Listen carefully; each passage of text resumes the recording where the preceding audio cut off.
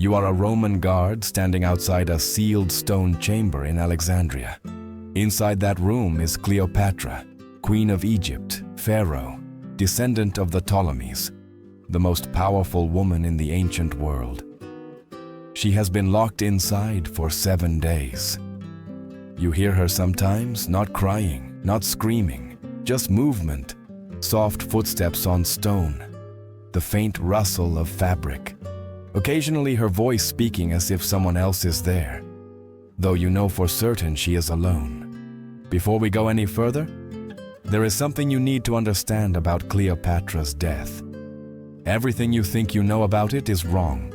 The romantic story of the asp hidden in a basket of figs is likely fiction. The image of Cleopatra dying peacefully in her royal bed, surrounded by loyal handmaidens, is almost certainly fiction. The heat of the first day of August hung heavy over Alexandria, a suffocating blanket that smelled of distant smoke and the salt of the great harbor. Outside, the city was holding its breath, waiting for the march of Octavian's legions. But inside the high limestone walls of the queen's unfinished mausoleum, the air was cold and smelled of old stone and fresh terror. The building was a fortress near the Temple of Isis, with massive cedar doors barred from the inside, designed to keep the living out and the dead in. I pressed my back against the rough shadows of the upper chamber, making myself as small as possible. I am Eleni, 14 years old, a girl with hands stained by the herbs I mix for the palace baths, usually unnoticed. And today, I wished to be invisible. Pull! The voice was raw, unrecognizable. It belonged to Cleopatra. I dared to peek from behind the pillar. The Queen of Kings, usually a vision of gold and composure, was unrecognizable. Her royal linen chiton was torn at the shoulder, her hair wild and matted with dust. She was leaning dangerously out of the high window of the upper floor, her hands gripping a thick, rough hemp rope. Beside her were her 2 shadows. Eris, the taller handmaiden with the fierce loyalty of a guard dog, was gritting her teeth so hard I could hear them grind. Carmian, the gentle one who usually arranged the queen's diadem, was weeping silently, her knuckles white as she hauled on the line. "He is too heavy," Carmian sobbed, her feet slipping on the stone floor. "We do not stop," Cleopatra hissed. "We do not let them take him." At the end of that rope, dangling against the outer wall 2 stories down, was Mark Antony, the Roman general, the man who had divided the world for her. I crept closer, unable to look away from the horror. As they heaved, the rope creaking in protest, I saw him come over the sill. He was a ruin of a man. He had fallen on his sword, a Roman act of honor meant to end his life before capture. But the blade had failed to kill him cleanly. He was a dead weight of muscle and armor, his tunic soaked in dark, viscous fluid. As the women dragged him over the stone ledge, a smear of bright crimson painted the white wall, a violent mark that would never be scrubbed away. They collapsed backward, hauling his massive frame onto the floor. The queen did not care about the blood ruining her robes. She crawled over him, her hands trembling as she touched his face. "Antony," she whispered. The name sounded like a prayer. The Roman opened his eyes. They were glassy, losing the light of the world. He tried to speak, perhaps to ask for wine, or to tell her he had died with honor, as Romans do. They believe death is better than chains. But here, in this cold tomb, there was no glory. There was only the wet, metallic smell of iron and the desperate gasps of a dying man. "Do not, pity me," he wheezed, blood bubbling at the corner of his lips. Cleopatra let out a sound I will never forget. It was not a scream. It was a low, guttural wail that started in her chest and tore its way out of her throat. She beat her chest with her fists, tearing at her own skin as if physical pain could distract her from the soul-breaking grief. I wanted to run to her. I wanted to bring water, a cloth, anything to stop the bleeding. but fear froze my feet. I saw the transformation happen right there in the dust. The goddess Isis, the Pharaoh, the most powerful woman in the world, dissolved. In her place sat a widow, small and broken, her hands covered in the blood of the man she loved. Antony took one last, shuddering breath, and then he was just meat and bone. The silence that followed was heavier than the stone walls around us. Night had fallen over Alexandria, but it brought no peace. The darkness inside the mausoleum was thick and suffocating, smelling of dried blood and the cloying, sweet scent of burning oil from the few lamps we had left flickering. Time had lost its meaning. It might have been hours or mere moments since the great Antony had breathed his last, his body now covered by a fine linen sheet that was slowly turning rust-colored where it touched his wounds. I sat in the corner, my knees pulled to my chest, trying to become part of the stone. I am Eleni, the shadow in the room, the girl who grinds the lapis lazuli for the queen's eyelids and mixes the valerian root for her sleep. Tonight, there would be no sleep. The silence was the worst part. It wasn't empty, it was heavy, filled with the ragged breathing of the queen. Cleopatra sat on the floor beside the body of her lover. She had not moved. Her hands, usually adorned with rings of gold and jasper, were stained dark red. She looked at them as if they belonged to a stranger. Iris and Charmian, the two handmaidens who were more like sisters to her than servants, paced the small upper chamber. They were listening. We all knew they were coming. The city outside was too quiet. The Roman legions were not known for their silence. They were a machine of iron and hobnailed boots. Then, we heard it. Not a battering ram against the great cedar doors below, but a soft, rhythmic scraping against the outer stone wall. Scrape, clink, scrape. It was the sound of metal hooks finding purchase on limestone. "They are here," Iris whispered, her hand flying to her mouth. Cleopatra's head snapped up. The grief in her eyes vanished, replaced instantly by the cold, hard glint of the cobra. She scrambled to her feet, ignoring the blood on her torn robes.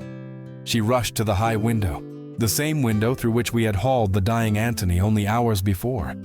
The window we had thought was our salvation was now a breach. "Bar the window," she commanded, but it was too late. Two hands gloved in leather gripped the stone sill. Then a helmet, crested with horsehair, rose into the lamplight. It was followed by another and another. They poured into the room like black water, silent and deadly efficient. These were not common infantry. These were the elite, men chosen for a specific task. Leading them was a man who did not look like a soldier, though he wore the armor of a Roman equestrian. He was Proculus.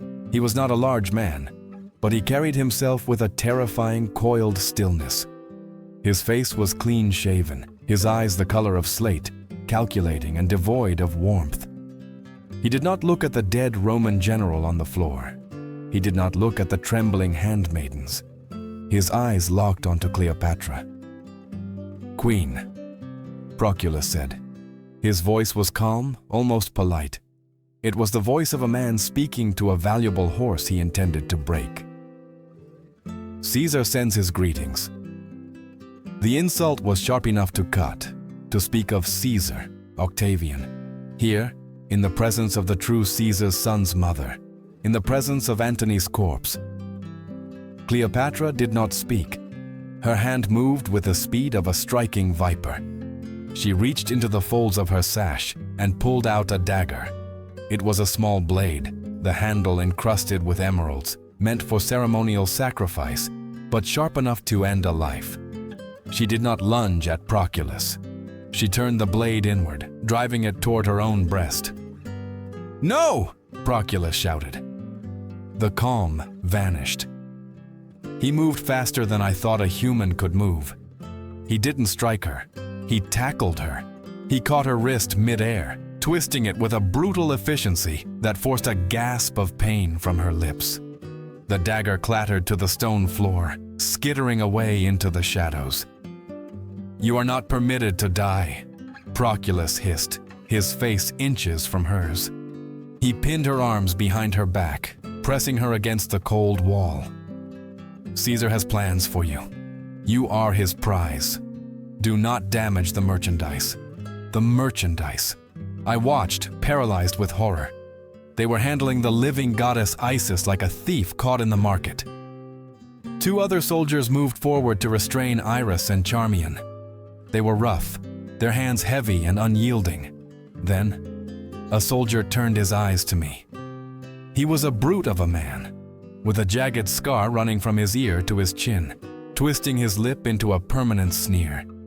He smelled of stale wine and unwashed wool. "And this one?" the scarred soldier grunted, stepping toward me. "Check her," Proculus ordered, not looking away from Cleopatra. "Search them all. No weapons, no poisons. Strip the room if you have to." Panic flared in my chest. It wasn't just fear for my life.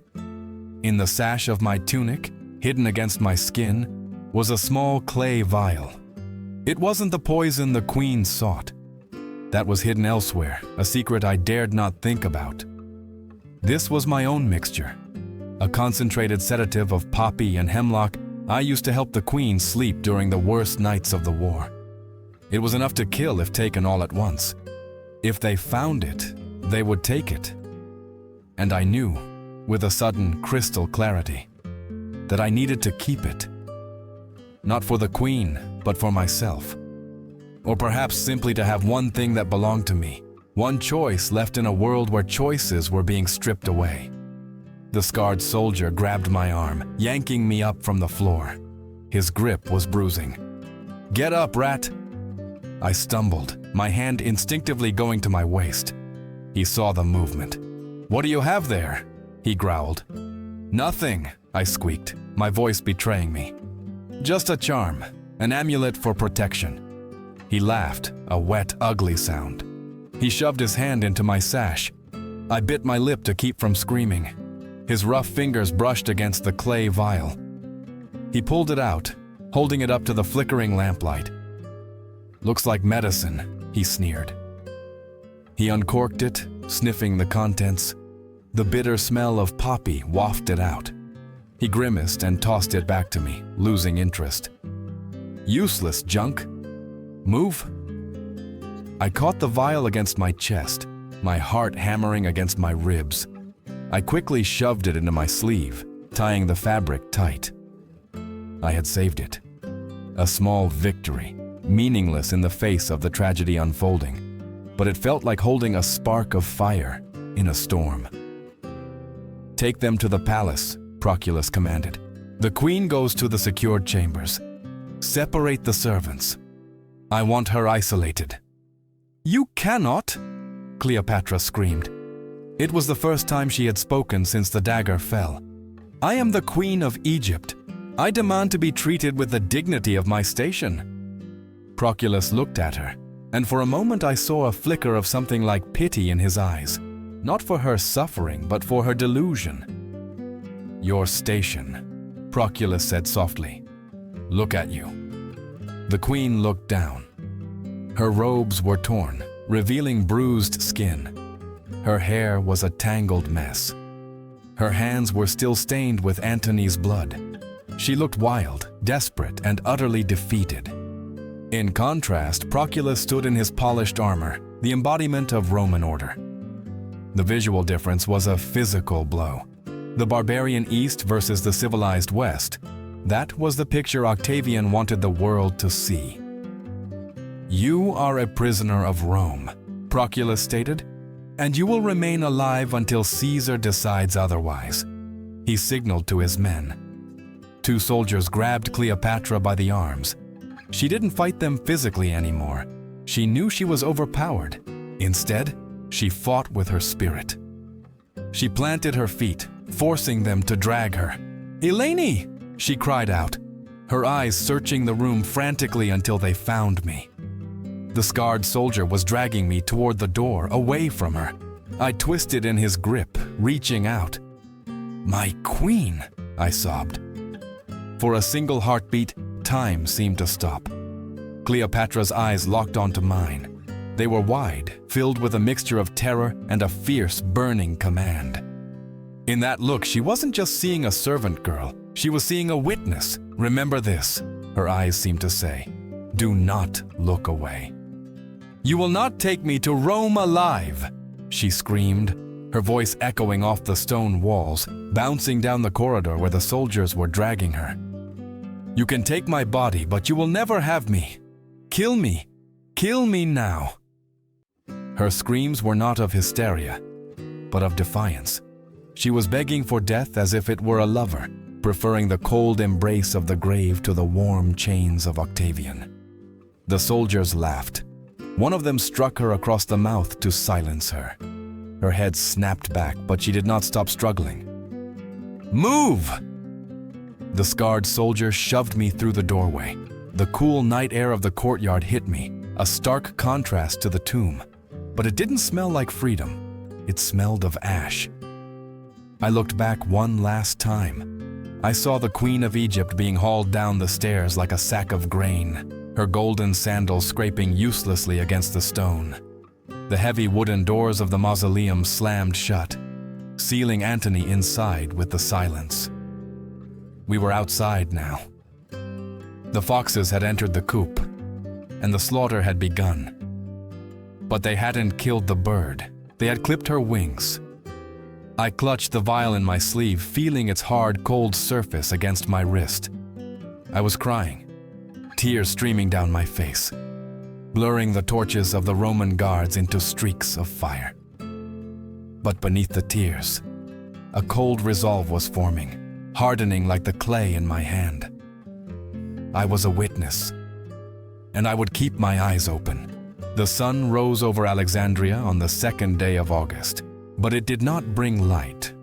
It only brought visibility to our ruin. We had been moved from the stone tomb to the palace of the Ptolemies. To anyone looking from the outside, it was a return to splendor. The floors were paved with alabaster that cooled the feet, the walls were painted with scenes of the Nile's abundance, and the air was perfumed with cedar and jasmine. But a cage, no matter how much gold you plate it with, remains a cage. I stood outside the heavy double doors of the Queen's chamber, holding a silver tray of figs and watered wine. I am Eleni, the ghost in the hallway, the girl whose hands shake so badly the cups rattle against the metal. "Halt!" a voice barked. It was a new guard. He was young, his face unscarred, but his eyes held the same dull indifference as the others. He did not look at me. He looked through me. "Arms out," he commanded. This was the new ritual. The ritual of the morning, the ritual of the evening, the ritual of every time I entered or left a room. I set the tray down on a small cedar table and lifted my arms. The search was not quick. It was slow, deliberate, and humiliating. His hands patted down my tunic, lingering over the sash, checking the hem, feeling through the thickness of my hair. He was looking for metal, for glass, for anything that could cut. I held my breath, my heart hammering against a small clay vial I still had hidden in the deep fold of my sleeve, stitched into the lining now. He missed it. He was looking for daggers, not powders. "Clean," he grunted, shoving me toward the door. "Go, and tell the witch to eat. Caesar dislikes wasted food." I picked up the tray and entered. The room was vast, a chamber fit for a goddess, but it had been stripped. The heavy bronze statues that could be toppled were gone. The silk cords that held back the drapes had been cut away, leaving the curtains to hang limp and shapeless. Cleopatra stood by the window. It was a narrow opening, high up, offering a sliver of the great harbor. She was still wearing the torn robes from the tomb, though someone had tried to clean the blood from the hem. "My queen," I whispered. She turned. The fire I had seen in the tomb, that desperate, screaming defiance, had cooled into something harder, like obsidian. But she looked smaller here. In the vastness of the palace, without her court, without her generals, she was just a woman standing in a room that was too big for her grief. Eros and Charmian were there, sitting on low stools. They looked like statues of mourning. Charmian's eyes were red-rimmed, swollen shut. "They took the fruit knife," Eros said, her voice flat. "We have to peel the figs with our fingers." I set the tray down. "I brought water, Majesty, and bread." Cleopatra looked at the food with revulsion. "Did they taste it, Eleni? Did they check for poison?" "Yes, Majesty." "Then they have taken even that choice from me," she murmured. She walked over to the vanity table. It was empty. The silver mirrors, the heavy combs, the jeweled pins, all gone. Suddenly, the doors swung open without a knock. There was no announcement, no "make way for the queen," just the intrusion of boots on marble. A man entered. He was not like the brute Proculus or the scarred soldier from the tomb. He was older, wearing a toga draped with the casual elegance of a Roman politician, though a sword hung at his hip. He had a face that might have been handsome, if not for the cruelty etched around his mouth. He was Cornelius Gallus, a poet, they said, a man of words. But in his eyes, I saw only numbers. "Good morning, Cleopatra," he said, using her name without a title. It was a calculated slight, stripping her of her divinity with a single word. Cleopatra straightened her spine. Even in rags, she summoned the phantom of her power. "You enter without permission." Gallus smiled, a thin, tight expression. "Permission is a luxury for the free. I am here to ensure your comfort and to collect contraband." He snapped his fingers. 2 guards stepped forward. They did not approach the furniture. They approached the queen. "We have reports," Gallus said softly, "that you still possess items that could be dangerous to your health. Caesar is very concerned for your safety." "I have nothing," Cleopatra said, her chin high. "Your dogs have taken everything." "Not everything." Gallus pointed a finger at her head. "The hairpins. Gold. Sharp enough to puncture a vein if one is desperate enough." I gasped. The pins were holding her hair, the last semblance of her royal dignity. To take them was to undress her. "They are just pins," she said, her voice trembling with suppressed rage. "Take them," Gallus ordered. The guards moved in. Cleopatra flinched as rough hands reached for her head. I wanted to scream, to throw the tray at them, but I stood frozen. They pulled the long golden pins from her heavy dark hair, one by one. With each pin removed, a piece of her seemed to collapse. Her hair, unwashed and tangled, fell around her shoulders in a chaotic curtain.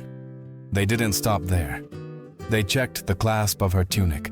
They made her lift her sandals to check the soles. They treated her body not as a temple, but as a crime scene. When they were done, Gallus held the handful of gold pins, weighing them in his palm. "Much safer," he said. "Now, on to the matter of your children." The air in the room vanished. Cleopatra took a step forward, her hands clutching the empty air where her dagger used to be. "Where are they?" she demanded. "Where is Caesarion?" Gallus stepped closer, invading her personal space. "They are nearby. Caesarion is a charming boy, very much like his father. It would be a tragedy if the sins of the mother were to visit the son." "You promised their safety," she hissed. "Safety is conditional," Gallus replied, his voice dropping to a whisper that carried across the silent room. "Cooperation buys safety. Defiance buys accidents. Eat your food, Cleopatra. Keep your strength up. You have a long journey ahead of you." He turned and left, the guards trailing behind him. The door slammed shut, and the lock clicked, a sound of finality. Cleopatra stood trembling.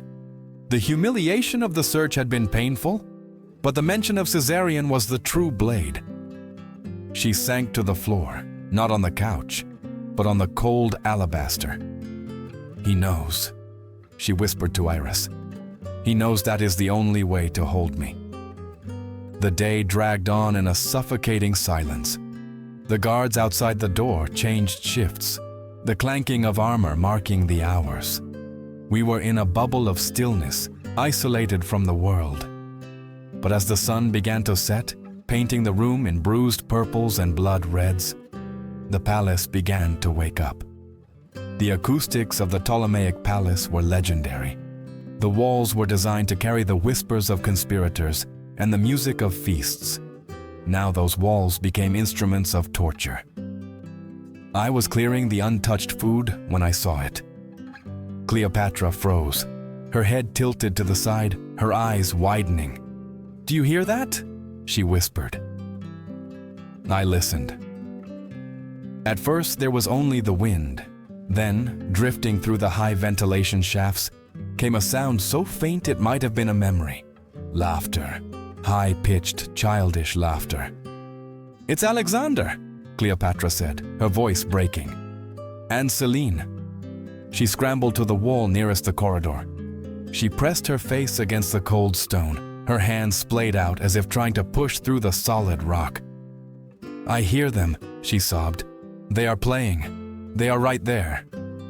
I crept closer. I could hear it too. The faint sound of a ball bouncing. The squeal of a girl. And then, the distinct crying voice of a younger child, Ptolemy, the little one. "Mama?" The voice was muffled, distant, distorted by the stone, but it was him. "I am here!" Cleopatra screamed at the wall. "Ptolemy! I am here!" She pounded on the stone with her fists. "Answer me! I am here!" But the walls did not answer. The laughter continued, indifferent to her screams. It was close enough to hear the joy in their voices, close enough to know they were alive, but separated by 5 feet of limestone that might as well have been an ocean. "Why won't they come to the door?" she cried, sliding down the wall until she was curled in a ball at the base. "Why do they keep them there?" I realized then the cruelty of the design. Octavian hadn't just separated them. He had placed them just out of reach. He wanted her to hear them. He wanted her to know that while she was rotting in this cage, life was continuing without her. He wanted her to feel the proximity of her heart, only to realize she had no hands to hold it. I looked at the Queen of Kings, the woman who had commanded armies. She was scratching at the stone with her fingernails, weeping softly, whispering names into the mortar. "Let me see them," she begged the empty room, just for a moment, just to know they are real. But the only response was the fading sound of laughter as the children were led away down the hall, leaving the room in a silence that was louder than any scream.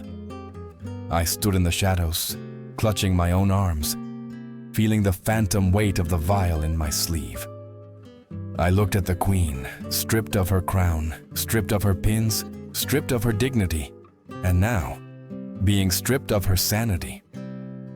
This was not a prison. It was a breaking wheel, and the turning had only just begun. The 4th day of August began not with the clang of swords, but with the scratching of a stylus on wax.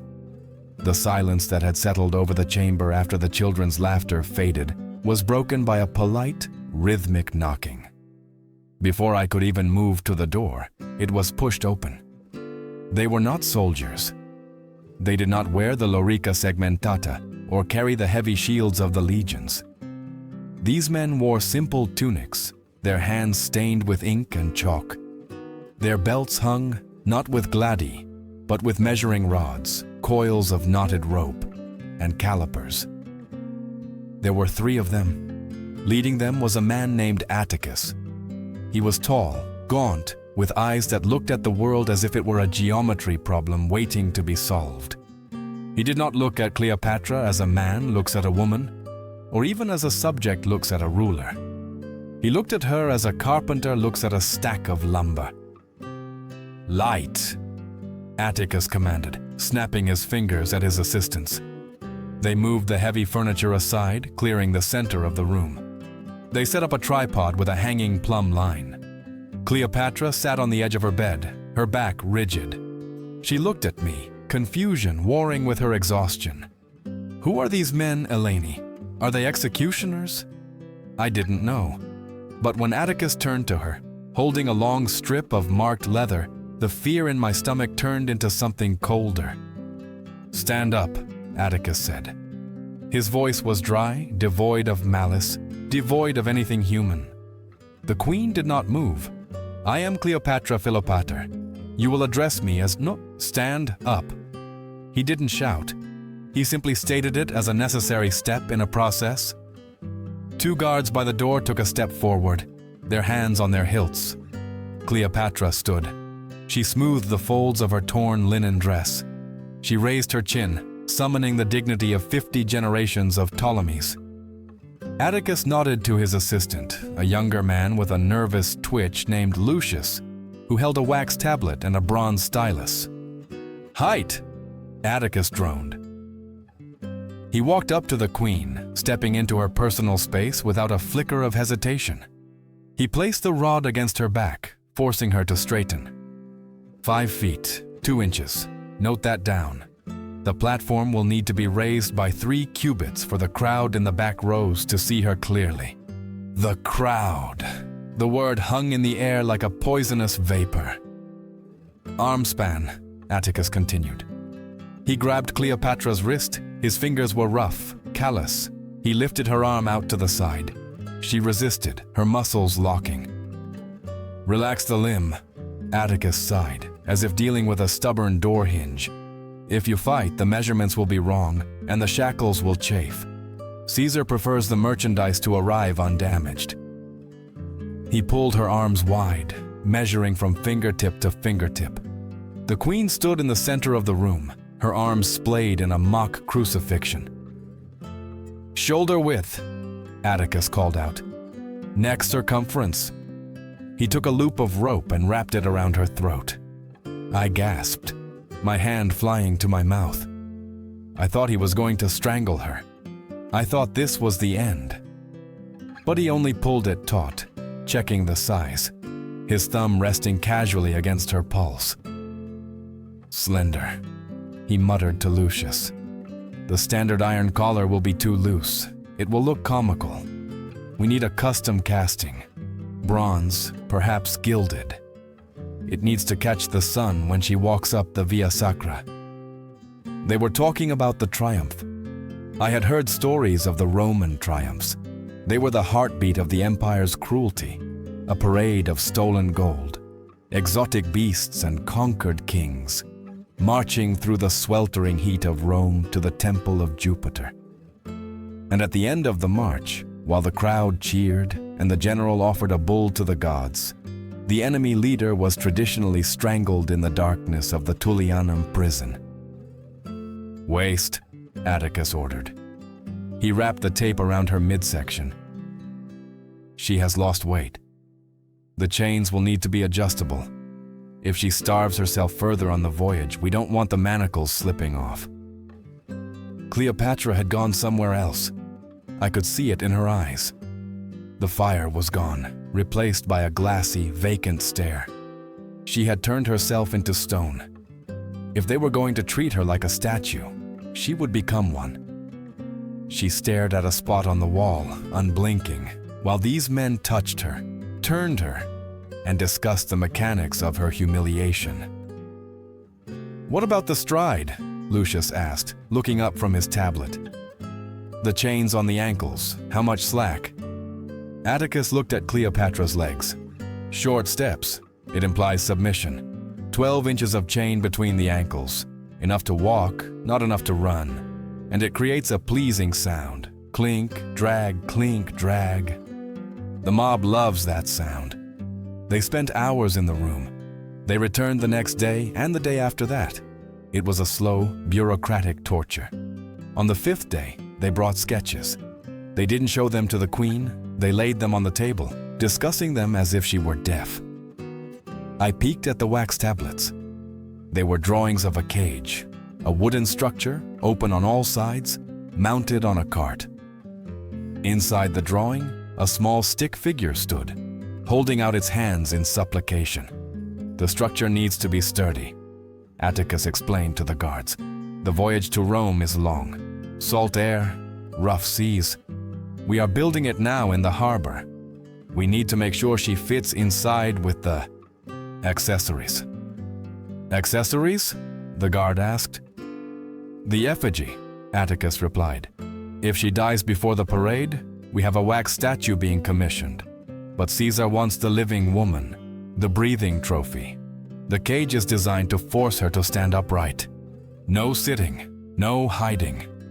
The people of Rome must see the witch who seduced their general. I looked at Cleopatra. She was standing by the window, her back to them. Her shoulders were shaking, a vibration so slight it was almost invisible. And the children? Lucius asked. Do we measure them? Tomorrow, Atticus said. Caesarion is tall for his age. He will walk behind her. The twins are smaller. They might need to be carried in a separate litter if the heat is too much. We don't want them fainting before the execution site. Execution site? They said it so casually, as if discussing the weather. When they finally packed up their tools on the evening of the 6th day, the sun was setting, casting long, bloody shadows across the alabaster floor. We have what we need, Atticus announced. He looked at Cleopatra one last time, not with pity, but with professional satisfaction. The structure will be ready for your departure in 3 days. Try to eat Egyptian. A starving prisoner looks like a victim. Caesar wants you to look like a monster we have tamed. They left. The door clicked shut. The lock turned. The silence rushed back in, but it was different now.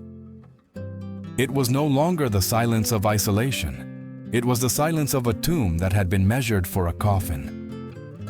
Cleopatra stood in the center of the room for a long time. She did not move. She did not blink. Majesty, I whispered, stepping out of the shadows. She turned slowly. Her face was pale, her skin looking like the wax of the tablets they had used to record her dimensions. They measured my neck, Eleni, she whispered. Her voice was thin, brittle as dried papyrus. For the collar. She took a step toward me and stumbled. I ran to her, catching her before she hit the floor. We sank down together onto the cold stone. For the first time since Antony died, she didn't scream. She didn't rage. She simply collapsed. She buried her face in my shoulder, her fingers digging into my tunic, clutching me as if I were the only solid thing in a dissolving world. They are building it, she sobbed, the words muffled against my chest. I saw the drawing, a cage, a wooden cage on wheels. I held her. I, a slave, holding the Pharaoh of Egypt. There was no protocol left.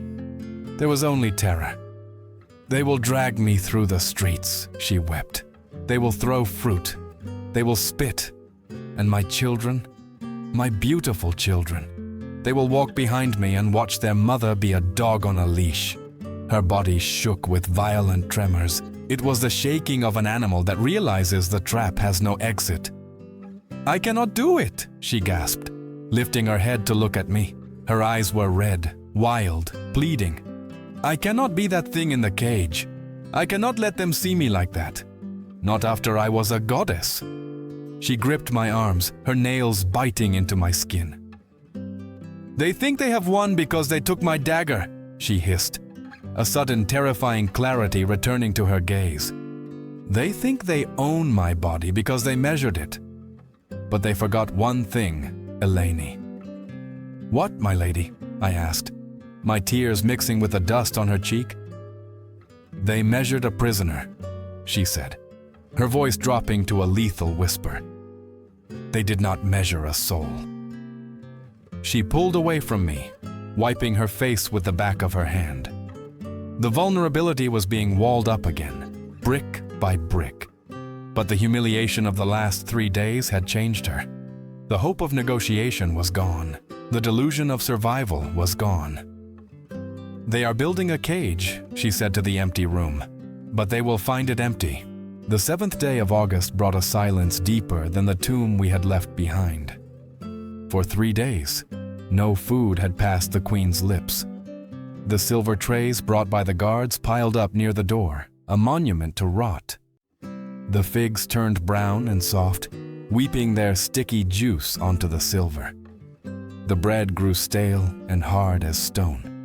The wine turned to vinegar in the heat.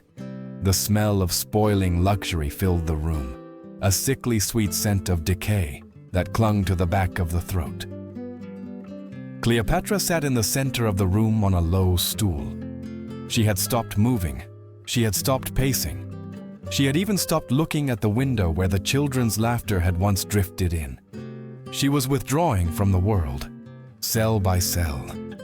Her skin, once the color of honey and oiled with myrrh, was now papery and gray. Her lips were cracked. I, Eleni, sat at her feet, wetting a cloth to dab at her forehead. She was burning with the fever of starvation, yet her hands were cold as ice. "Majesty," I whispered, holding a cup of water. "Just a sip, please." She did not open her eyes. "Let me go, Eleni. It is the only road left." The guards were nervous. I could hear their whispers through the door. They were terrified. If Cleopatra died of starvation, there would be no triumph. There would be no living trophy for Octavian. Their orders were to keep her alive, and they were failing against a weapon they could not confiscate: her own will. Around the 3rd hour, the heavy bolt of the door slid back with a violence that made me jump. It was not the architects. It was not the servants with more unwanted food. A phalanx of soldiers entered, their armor clattering. They did not look at the queen. They formed 2 lines, creating a corridor from the door to the center of the room. They stood at attention, hands on their gladi, faces like stone. Then, a figure walked between them. He was 17 years old, on the cusp of manhood, but in that moment he looked like a frightened child. He was tall, with the sharp, aristocratic nose of the Julian line and the dark, soulful eyes of the Ptolemies. He wore a Roman tunic, but it hung loosely on his frame, as if he had shrunk inside it. It was Caesarion, Ptolemy XIII, the King of Kings, the son of Julius Caesar. Cleopatra's eyes flew open. The lethargy of starvation vanished in a heartbeat. She tried to stand, her legs trembling under her weight, but she stumbled. "Caesarion!" Her voice was a rasp, a broken sound. She reached out, her fingers clawing at the air. The boy took a step forward, his face twisting in anguish. "Mother!" He moved to rush to her, but a heavy hand landed on his shoulder. It was the captain of the guard, a man with eyes like flint. He held the boy back, just out of reach. "No touching," the captain barked. "Talk, that is all." Caesarion froze. He looked at the hand on his shoulder, then at the soldiers lining the room. He understood the geometry of the trap perfectly. He was not here as a son, he was here as a lever. Cleopatra sank back onto her stool, her chest heaving. "What have they done to you? Are you hurt?" "I am well, mother," Caesarion said. His voice was steady, but I could hear the rehearsal in it. I could hear the script he had been forced to memorize. "They treat me with respect, as befits my father's son." He looked at the rotting food by the door, then back at his mother's gaunt face. Tears began to pool in his dark eyes, spilling over to track through the dust on his cheeks.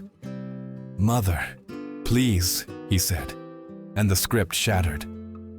The rehearsal fell away, leaving only raw terror. "They told me you are dying. They told me you refuse to eat." "I cannot live in a cage, my heart," she whispered. "I cannot let them turn us into monsters for their amusement." "But if you die?" Caesarion's voice cracked. He took a step closer, ignoring the guard's grip tightening on his shoulder. "If you die," they said. "They said there is no reason for me to remain in Alexandria. They said my safety depends on your cooperation." The silence that followed was absolute. It was the checkmate. Octavian wasn't just threatening to kill him, he was putting the burden of his survival directly onto Cleopatra's plate. If she starved herself to save her dignity, she was signing her son's death warrant. Her death would not be a noble sacrifice. It would be the murder of her firstborn. Cleopatra looked at him. She looked at the son she had born to the greatest man in the world, the boy she had dreamed would unite East and West. Now, he was just a terrified hostage, begging his mother to live so that he might draw breath for one more day. The fight went out of her. It didn't explode, it evaporated. Her shoulders slumped. The fierce light in her eyes dulled into a flat, dead acceptance. "Eleni," she said. Her voice was unrecognizable. "Bring the food." I scrambled to my feet. My hands were shaking so hard I could barely hold the bowl. I found a bowl of grain porridge that was still warm, brought by the last shift. I grabbed a spoon. I knelt beside her. The guards did not leave. They watched. They counted. They needed to witness the surrender. Caesarion stood there, his chest heaving, watching his mother. I dipped the spoon into the porridge. "Open, my lady," I whispered, tears blurring my vision. Cleopatra opened her mouth. It was the action of a fledgling bird, blind and helpless. I placed the spoon between her lips. She swallowed. The sound of her swallowing was loud in the silent room. One. The captain of the guard nodded slightly. I dipped the spoon again. My tears fell, hot and salty, landing in the porridge. I was feeding her humiliation. I was feeding her defeat. With every spoonful, I was keeping her alive for the cage they had built. 2. She ate mechanically. Her eyes never left Caesarion's face. She was memorizing him. She was drinking in the slope of his jaw, the curl of his hair, the way his hands clenched at his sides. She was eating to keep the sword from his neck. "Good," Caesarion whispered, his voice trembling. "Please, mother, eat for me." I fed her until the bowl was half empty. She did not gag. She did not cry. She simply absorbed the nourishment as a prisoner absorbs a sentence. "Enough," the captain barked. He pulled Caesarion back. "The agreement is met." "Wait!" Cleopatra cried, the spoon clattering to the floor as she reached out. "Let me hold him, just for a moment." "That was not in the agreement," the captain said coldly. He spun the boy around. "Mother!" Caesarion shouted, twisting in the guard's grip. He looked back over his shoulder, his eyes wide with panic and love. "I love you. I will be brave." "Caesarion." They dragged him out.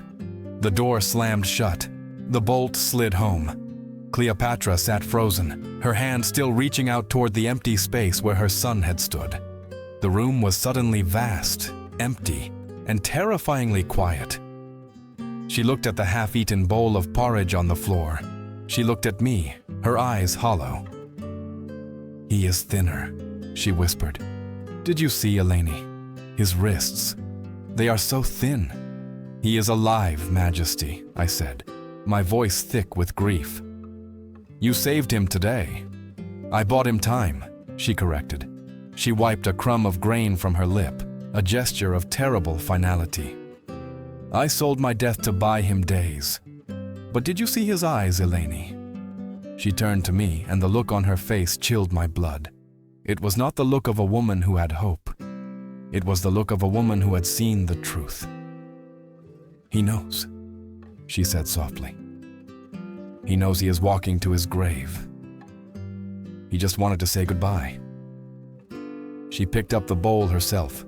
Her hands were steady now, not with strength, but with the terrifying calm of someone who has no choices left. She raised the bowl to her lips and drank the rest of the porridge, slurry and tears and all. She wasn't eating for life anymore. She was eating for the strength to finish what had to be done. The guards outside relaxed. I could hear their laughter return. They thought they had won. They thought the queen was broken, that the hunger strike was a tantrum that had passed. But I sat on the cold floor, watching the woman who had once been a goddess lick the spoon clean. And I knew the truth. They hadn't broken her will to die. They had only forced her to change the method. She would not starve. That was too slow. That endangered the boy. She needed something faster, something immediate, something that could not be stopped once it began. "Clear the tray, Eleni," she said, her voice dead. "And bring me fresh water. We must prepare for the visitor." "Visitor, Majesty?" "Octavian," she said. "He will come now that he thinks I am on my knees." The 8th day of August brought the architect of our ruin to the door. He did not come with the clamor of trumpets or the march of legions. He came with the silence of a creeping frost. The guards outside straightened their tunics, their usual coarse jokes dying in their throats. The heavy bolt slid back, not with a clang, but with a respectful hush. "Caesar is here," a voice announced. I, Eleni, was scrubbing the floor near the balcony, trying to remove a stain of spilled wine that looked too much like blood. At the announcement, I froze. The queen was seated on her couch, dressed in a fresh robe of white linen, the only clean thing left in the room. She had brushed her hair herself, pulling it back simply, without the gold pins they had stolen. She looked at me, her eyes dark and unreadable. "Behind the curtain, Eleni. Be invisible. But listen." I scrambled behind the heavy drapes that flanked the balcony doors. I pressed myself into the corner, finding a small gap in the fabric where I could see into the room. Octavian entered. I had expected a giant. I had expected a monster with fangs, a warrior scarred by battle like Antony. But the man who walked into the room was terrifyingly ordinary.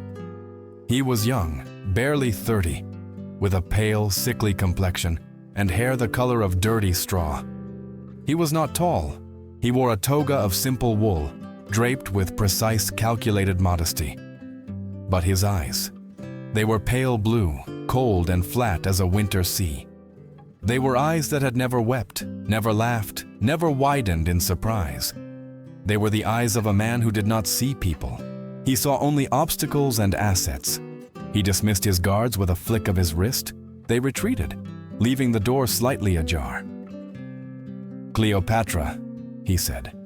His voice was soft, cultured, lacking the rough cadence of a soldier. It was the voice of the Senate floor, reasonable and deadly. The queen rose slowly. She did not stand tall as the Pharaoh. She rounded her shoulders, lowered her head.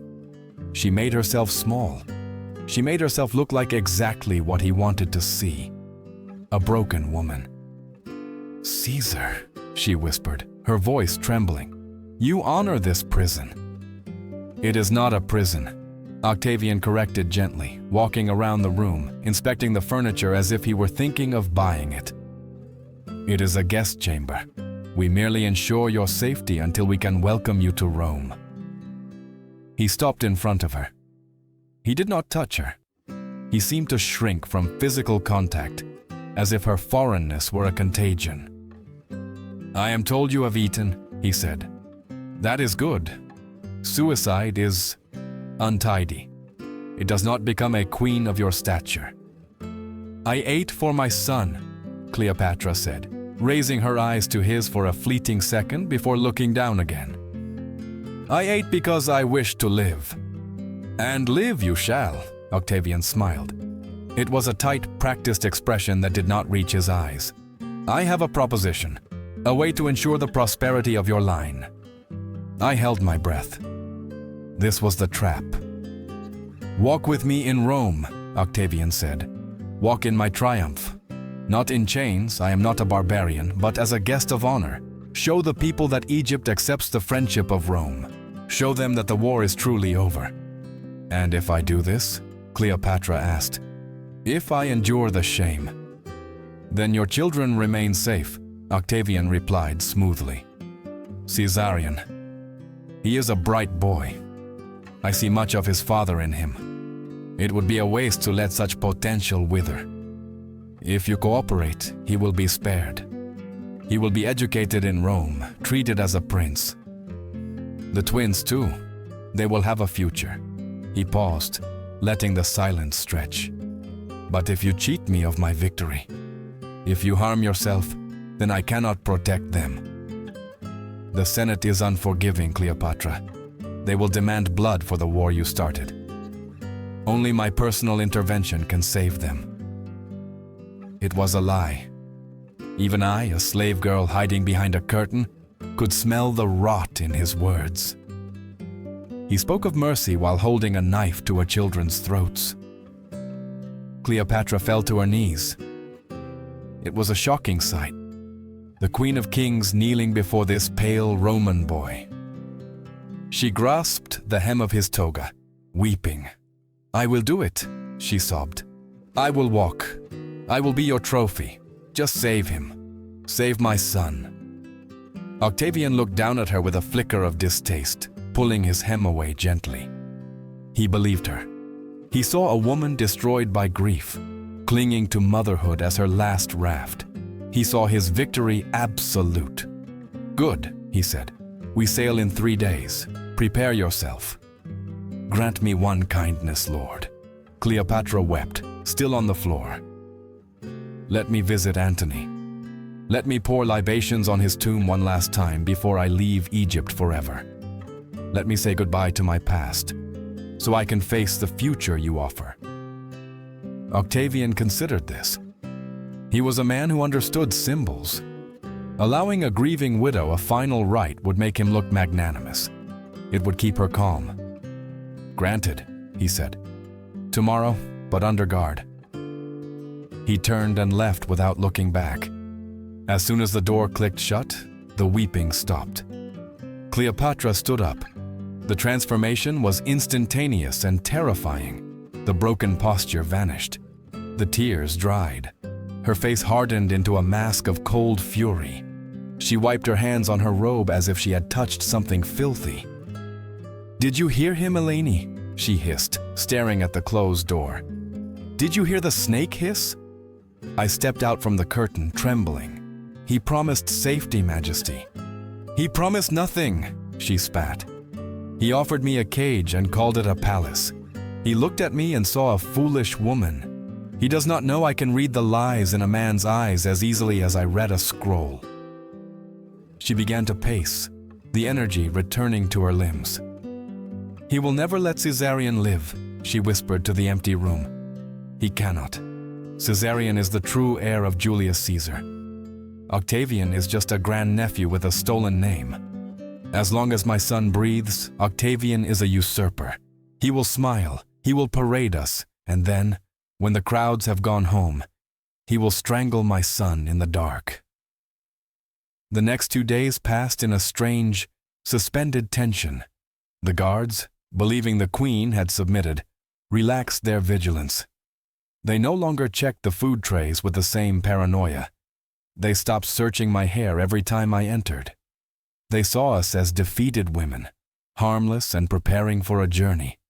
This was the mistake Cleopatra had played for. On the night of August 10th, the air in the chamber was stiflingly hot. The generosity of Caesar had allowed some comforts to return. A basket of clean linen, a jar of oil, and placed on the small table by a sympathetic servant who remembered the old days, a large bouquet of blue lotuses. The guards had laughed at the flowers. "Let her have them," one had said. "Funerals need flowers." I was arranging the blooms in a vase when I felt something stiff hidden among the wet stems. My heart hammered against my ribs. I looked at the door. The guard's shadow was motionless. He was likely dozing in the heat. I pulled it out. It was not a scroll, but a small, tightly folded strip of papyrus, wrapped in a lotus leaf to keep it dry. It bore no seal. "Majesty," I whispered. Cleopatra was by the window, watching the stars. She turned, and when she saw what was in my hand, she crossed the room in 2 strides. She took the note. Her hands did not shake. She unfolded it near the lamp. It was short. A single line of text, written in Greek, in a hand I did not recognize, perhaps a spy, perhaps a friend in Octavian's own camp who had been bought with the last of her hidden gold. She read it. The silence that followed was different from the others. It was not the silence of grief or fear. It was the silence of a blade being drawn from a sheath. She held the papyrus over the flame of the lamp. We watched as the fire curled the edges, turning the words to ash. "What did it say, my lady?" I asked, my voice barely a breath. She watched the last ember die before looking at me. Her eyes were clear, terrifyingly calm. The fear was gone. The hesitation was gone. "It confirmed what I already knew," she said softly. "Caesarion is to be sent to India, they told me. But the orders have already been given to the cavalry. He is to be intercepted on the road. He will never reach the port." She turned back to the window, looking out toward the darkness where her son was being held. "Octavian thinks he is a god," she whispered. "He thinks he can arrange the world like pieces on a board. He thinks he can make me walk in his parade and then kill my bloodline while I watch." She turned to me, and a smile touched her lips. It was not a happy smile. It was the smile of a pharaoh who has decided to declare war on the gods themselves. "He wants a show, Eleni. He wants a spectacle for Rome, but he has forgotten that I am the playwright of my own life." She walked to the chest where her ceremonial robes, the few that remained, were kept. "Tomorrow we go to Antony's tomb," she said. Her voice rang with a new authority. "He granted me permission to say goodbye. I will use it."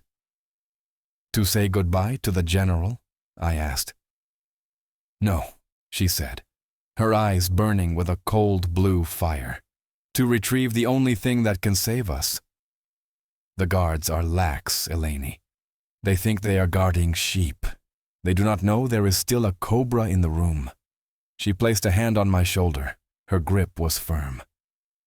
"Rest tonight, little one. Tomorrow we steal the victory from the hands of Rome. Tomorrow we teach Octavian that some things cannot be chained." I looked at the pile of ash on the table. The message was gone, but its truth had set us on a path from which there was no return. The deal with the devil was broken. The time for negotiation was over. The time for the snake had come. The 11th day of August was a day of blinding white heat. The sun beat down on the limestone pavements of Alexandria, bleaching the color from the world. But inside the queen's heart, a cool, dark resolve had settled. "We are ready," Cleopatra said. The permission from Octavian had come early in the morning. He was feeling generous, the arrogance of a man who believes he has already won. He allowed the Queen of Egypt to visit the tomb of her fallen lover, Mark Antony, under heavy guard. He thought she was going to weep. He thought she was going to say goodbye. He did not know she was going to the armory. I, Eleni, walked a pace behind her as we were marched across the courtyard. The guards were lax, their tunics unbuttoned in the heat, their eyes wandering. They saw a broken woman in a mourning veil and a servant girl carrying a basket of offerings. They did not see the tension in the queen's shoulders. The tomb was silent. The smell of death was faint now, replaced by the scent of the incense we had burned 10 days ago. The blood on the floor had dried to a dark, rust-colored stain. Cleopatra knelt before the sarcophagus. The guards stood at the entrance, chatting about the dice game they would play later. They gave her privacy, not out of respect, but out of boredom. "Cover me, Eleni," she whispered. I moved to block the line of sight from the door, pretending to arrange the flowers we had brought. Behind the screen of my body, Cleopatra did not pray. She moved to the rear wall of the chamber, to a small niche where a statue of Osiris stood. Her hands, steady as stone, felt along the masonry behind the statue. There was a soft click of stone on stone. She pulled out not a weapon, and certainly not a snake. The stories that would be told later of a peasant bringing a cobra in a basket were the fancies of Roman playwrights who needed a dramatic monster to explain a dramatic woman. A cobra is heavy. A cobra is unreliable. A cobra bites only when provoked, and its venom is an agony of slow suffocation. Cleopatra was a scholar of poisons. She would never trust her dignity to a frightened animal. What she pulled from the wall was a small hairpin. It was hollow, capped with wax. Inside was a mixture she had prepared months ago, testing it on condemned prisoners to ensure its efficacy. A blend of wolfsbane, opium, and hemlock. Sleep, she had told me once, followed by the stopping of the heart. She slipped the pin into her hair. "It is done," she said, rising. She turned to the sarcophagus and kissed the cold stone. "Wait for me, Antony. I will not be long." We returned to the palace in the early afternoon. The heat was stifling. "I hunger," Cleopatra announced to the guards at her door.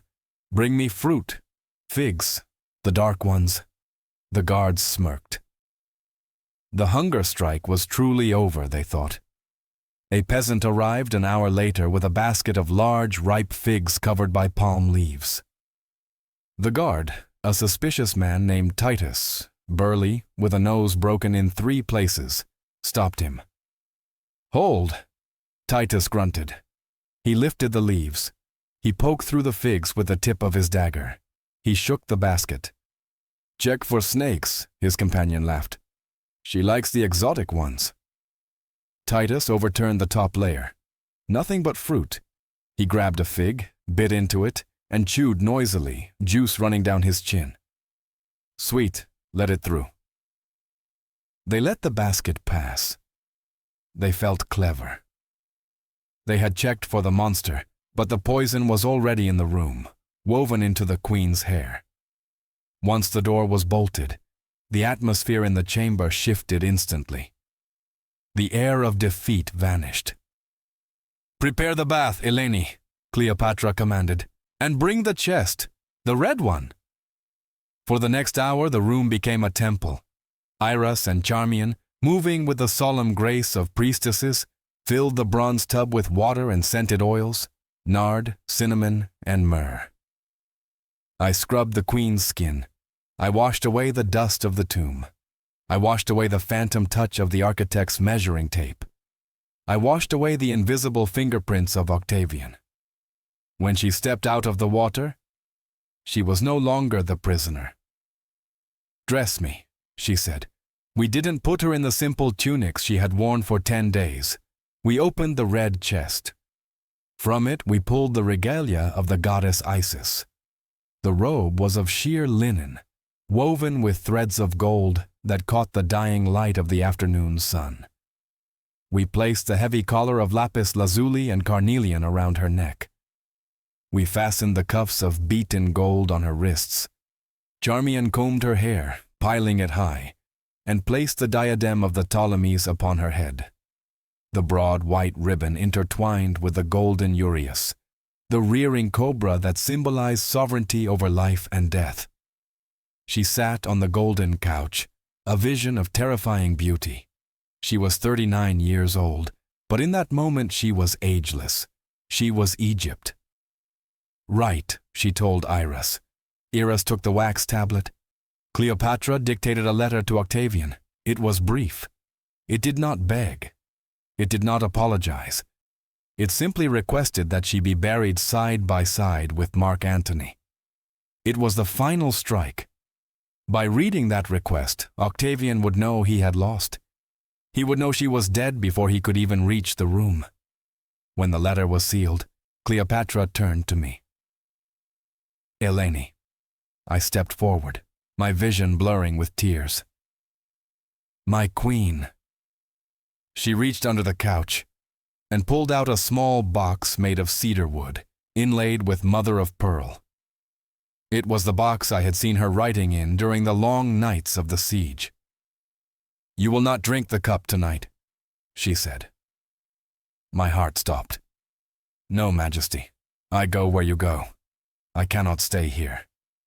You must, she said, her voice hard as diamond. Octavian will write this story if you do not. He will say I died of cowardice. He will say I died a whore. He will make a statue of me with a snake and parade it, and the world will believe the lie. She pressed the box into my hands. In here is the truth. My journals, the records of what they did to us, the measurements, the threats against Caesarion, the 10 days of torture. She gripped my chin, forcing me to look into her eyes. You are small, Eleni. You are a shadow. When the soldiers break down that door, there will be chaos. They will look at the gold. They will look at the queen. They will not look at the slave girl slipping out the service entrance. Majesty, I sobbed. Go to the harbor, she commanded. There is a merchant ship, the Stella Maris. The captain owes me a life. Show him this ring. She slipped a small signet ring from her finger and pressed it into my palm. Go, live, and one day, when Rome is dust, tell them who I really was. She kissed my forehead. It was a benediction and a dismissal. Now go. Hide in the alcove near the door. Wait for the shouting. I retreated to the shadows, clutching the box to my chest, my heart breaking into 1,000 shards. Cleopatra turned to Iris and Charmian. Are you ready, my sisters? We are ready, Iris said, her voice steady. Cleopatra pulled the hollow pin from her hair. She broke the wax seal. She poured the dark liquid into a goblet of wine. She swirled it gently. Iris drank first. She did not hesitate. She kissed the queen's hand, lay down at the foot of the couch, and within moments her breathing slowed. She fell asleep, a peaceful, heavy sleep from which she would not wake. Then Cleopatra raised the cup. To the victory that looks like defeat, she whispered. She drank. She did not convulse. She did not scream. The poison was a masterpiece of her chemistry. She simply lay back on the golden cushions, arranging her robe so that she lay in the pose of a statue. She crossed her hands over her chest, holding the crook and flail of the Pharaoh. The room was silent, save for the buzzing of a single fly near the basket of figs. The queen's eyes grew heavy. The tension left her face, smoothing the lines of worry and grief, leaving only the serene mask of divinity. Her chest rose and fell, slower, slower. Was this well done? Charmian whispered, her voice choking. Cleopatra's lips moved one last time, soundless, before the light faded from her eyes forever. Charmian, the last one left, took the cup.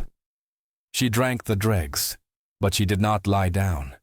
She stood by the head of the couch, swaying as the drug took hold of her limbs. She looked at the queen. The diadem had slipped slightly to the left during the final breath. With trembling hands, fighting the encroaching darkness, Charmian reached out. She adjusted the golden cobra. She straightened the white ribbon. She smoothed a stray lock of hair. Perfect, Charmian whispered. Then the heavy boots hammered against the door. Open up! Message from Caesar! The door burst open. The wood splintered. The guards rushed in, swords drawn, expecting a fight. They stopped dead. They saw the golden couch. They saw the 2 dead women. They saw Charmian swaying on her feet, holding onto the queen's crown. What have you done? The guard Titus roared, rushing forward. Was this well done, woman? Charmian looked at him, her eyes glazing over, but her head held high. Extremely well, she gasped, her voice echoing in the sudden silence. And fitting for a descendant of so many kings. She collapsed. The room erupted into chaos. Soldiers were shouting, overturning tables, checking for a pulse that wasn't there. Proculus rushed in, his face pale with the realization of his failure. The snake! Someone shouted. Find the snake! They began slashing at the basket of figs, overturning the furniture, hunting for a monster that didn't exist. In the confusion, in the swirl of shouting men and clattering armor, nobody looked at the shadows by the door. I gripped the cedar box. I took one last look at my queen, shining like the sun on her golden bed, untouchable, unmeasurable, free. I turned, and I ran. The corridors of the Ptolemaic palace were a labyrinth of panic. Behind me, the shouts of the Roman guards echoed off the marble walls, a cacophony of confusion and rage. Dead! They are all dead! Find the physician! Block the exits! But they were looking for soldiers. They were looking for assassins. They were not looking for a small girl in a coarse gray tunic, clutching a cedar box to her chest as if it contained the ashes of a god. I ran. My bare feet made no sound on the cool stone. I knew these hallways better than the Romans ever would. I knew the servants' passages, the narrow slivers of space between the grand chambers where the slaves moved like blood in the veins of a giant beast. I slipped out through the scullery doors, past the startled cooks who were still arguing over the untouched feast. I burst into the blinding afternoon heat of the courtyard, keeping my head down, blending into the frantic movement of the household staff. "The Queen!" someone screamed from a balcony above. "The Queen has fallen!" The cry rippled through the palace grounds like a shock wave. Servants dropped their burdens. Guards abandoned their posts to run toward the royal wing. In the center of the storm, I found the eye, the moment of absolute distraction Cleopatra had promised me. I reached the service gate. The guard there, a young auxiliary whose face was pale with the rumors already spreading, barely glanced at me. "Move along, girl," he stammered, his eyes fixed on the palace windows. "Go home. It's over." It is not over, I thought, my fingers digging into the wood of the box. It is just beginning. I ran until the smell of jasmine and cedar was replaced by the stench of tar, brine, and rotting fish. The great harbor of Alexandria stretched out before me, a forest of masts and sails. The Stella Maris was docked at the far end of the merchant pier, a modest Phoenician trading vessel that smelled of spices and wet timber. I found the captain arguing with a dockmaster. Captain Barca was a man carved from teak wood, with skin leathery from the sun and a beard braided with silver beads. He looked at me, at the signet ring I shoved into his calloused palm, and his eyes widened. He didn't ask questions. He didn't ask for the gold that was usually required for passage. He looked at the ring, the royal seal of the Ptolemies, and then looked back toward the palace, where a black flag was slowly being raised. "Get below," Barca grunted, his voice rough as grinding stones. "We sail with the tide, and the tide is now." As the ship pulled away from the quay, I hid behind a stack of amphorae on the deck. I watched the lighthouse of Pharaoh, that wonder of the world, catch the last light of the setting sun. Alexandria, the city of knowledge, the city of light, was shrinking. I did not cry. I had left my tears in the room with the figs. Now I had a job to do. We sailed south, then east, chasing the horizon. News travels slower than ships, but it travels. In the ports where we docked, Joppa, Tyre, and eventually the distant harbors of the Red Sea, I heard the stories. They were told by sailors in taverns, by merchants in the markets, distorted by distance but carrying the kernel of truth. I heard of Octavian's rage. They said when he entered the room and saw his prize snatched away by death, he did not grieve. He threw a chair across the chamber. He called for Psyle, snake charmers who could suck poison from wounds, but it was too late. The queen was cold. I heard of the triumph in Rome. It happened months later. I was safe by then, living in a small village on the coast of Africa, far beyond the reach of Roman tax collectors. But a traveler from Rome brought the tale. "It was a grand parade," the traveler said, wiping foam from his lips. "Gold, silver, prisoners in chains. The children were there, the twins walking quietly. But the crowd was waiting for her. And, I asked, pouring him more wine, my hand steady. She wasn't there, of course, the man laughed. So Octavian built a doll, a massive wax statue of the queen, lying on a bed, with a mechanical snake attached to her arm. He paraded a puppet through the streets. The traveler laughed, but his eyes were not merry. But you know, the people didn't cheer, they stared. There was no glory in defeating a wax doll. Octavian looked foolish. He wanted to show he conquered a monster, but he only showed that he was afraid of a ghost. I smiled then, a small, secret smile. The snake, I thought. He is still telling the story of the snake. He needs the monster because he cannot admit he was beaten by a hairpin and a woman's will. I touched the cedar box hidden beneath the floorboards of my hut. The statue was a lie. The truth was sleeping under my feet. 50 years is a long time. It is enough time for an empire to rise, for a face to wrinkle, for hair to turn the color of sea foam. I am an old woman now. My back is bent, and my hands, once steady enough to mix poisons, now tremble when I pour tea. We live in a house of white stone overlooking a turquoise sea, far from Egypt, in a land where the legions of Rome are just a rumor to frighten children.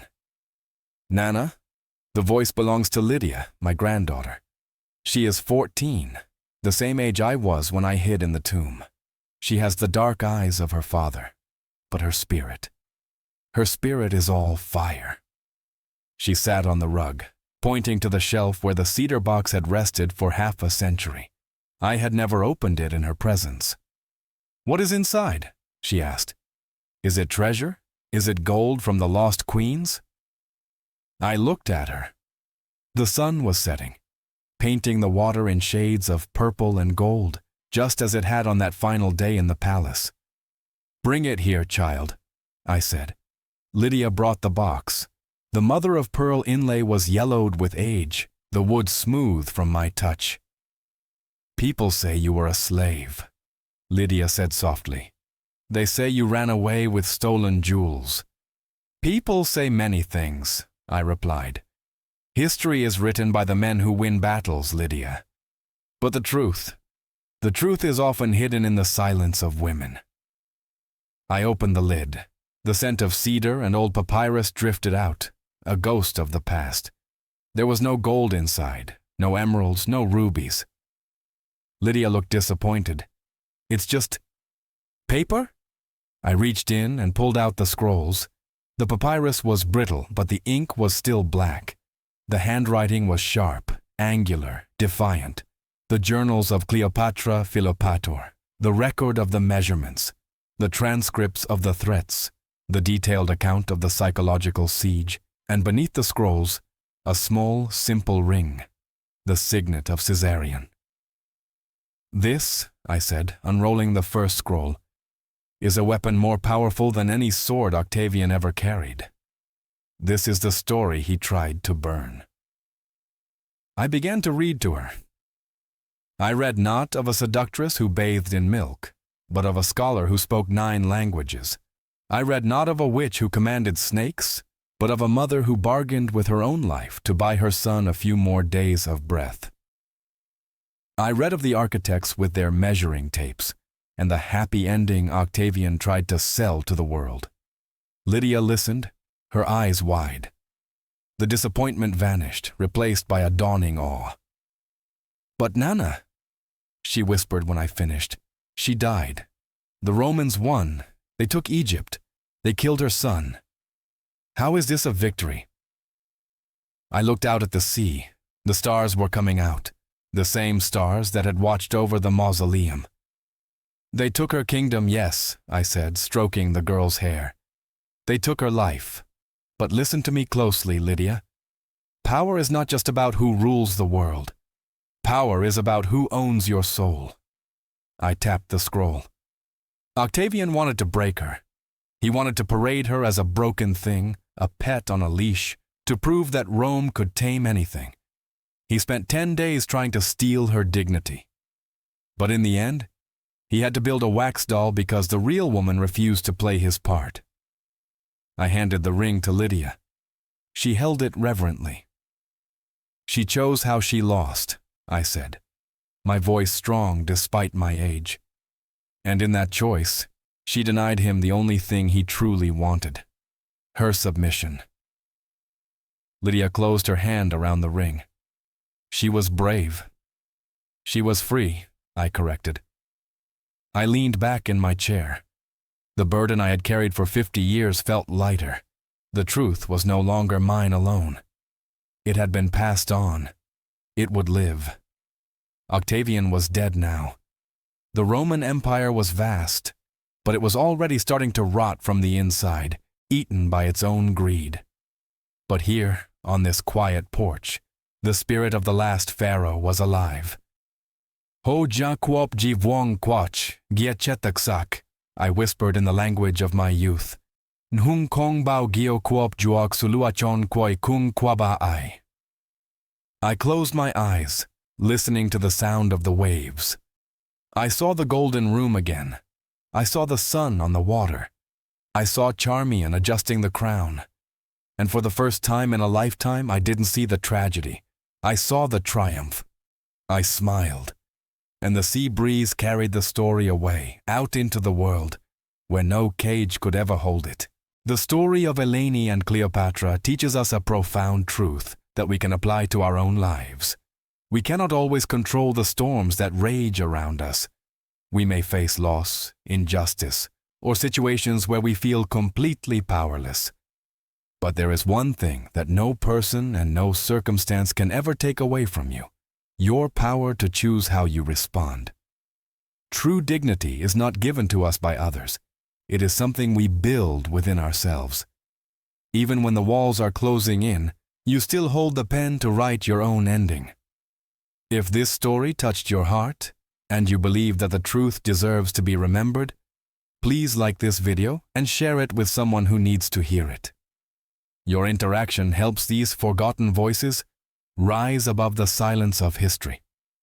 Don't forget to subscribe and turn on notifications so you never miss a journey into the past. I pray that whatever battles you are fighting today, God grants you the unshakable strength to stand firm. May you find the courage to keep your head high when the world tries to bring you down. And may you always possess the wisdom to know that your value is defined by your own soul, not by the judgments of others. If you receive this strength and believe in your own resilience, write Amen in the comments below.